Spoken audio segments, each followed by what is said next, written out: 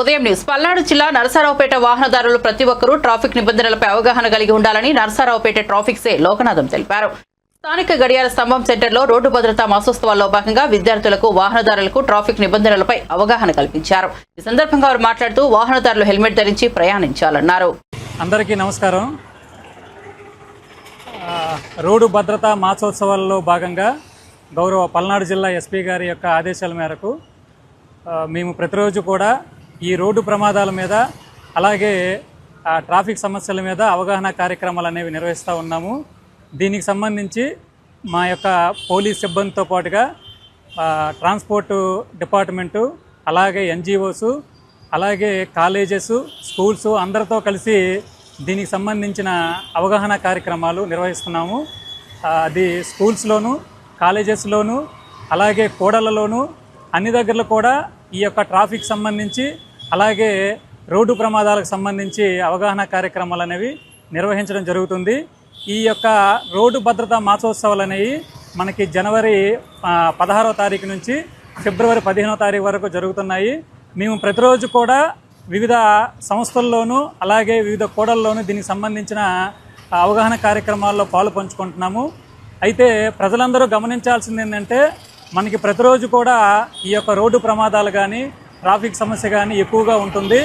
మీరందరూ కూడా ఈ యొక్క ట్రాఫిక్ నియమాలను పాటించి రోడ్డు ప్రమాదాల బారిన పడకుండా ఉండాలని చెప్పేసి పోలీసు వారి తరపున విజ్ఞప్తి చేస్తున్నాము.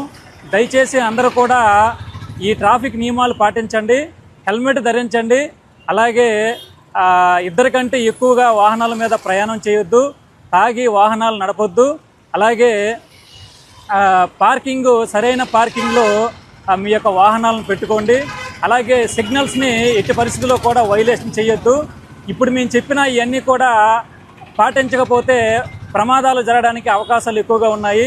ముఖ్యంగా మనకి పట్టణ ప్రాంతాల్లో పార్కింగ్ పెట్టుకోవడానికి కావచ్చు, కొంత రోడ్లు అనేవి ఇరుగ్గా ఉంటాయి. కాబట్టి మీరు ఈ యొక్క ట్రాఫిక్ నియమాలను పాటిస్తేనే మనం కొంతవరకు ట్రాఫిక్ సమస్యని అధిగమించడానికి అవకాశం ఉంటుంది. అలాగే ఈ మధ్యకాలంలో కొంతమంది పిల్లలు మైనర్స్ ఈ 2 వీలర్స్ మీద డ్రైవింగ్ చేస్తున్నారు. వాళ్ళు ఎలా డ్రైవింగ్ చేయాలనేది వాళ్ళకి అవగాహన ఉండదు. ముఖ్యంగా 18 సంవత్సరాలు దాటకుండా ఎవరు కూడా ఈ యొక్క వాహనాలని సరైన డాక్యుమెంట్ లేకుండా నడపడం అనేది అది చట్టపరంగా మంచిది కాదు. కాబట్టి తల్లిదండ్రులు కూడా గమనించాలి. మీ యొక్క పిల్లలు 18 సంవత్సరాలు దాటిన తర్వాతే వారికి డ్రైవింగ్ లైసెన్స్ వచ్చిన తర్వాత వాహనాలను ఇవ్వండి. వారికి కూడా చెప్పండి.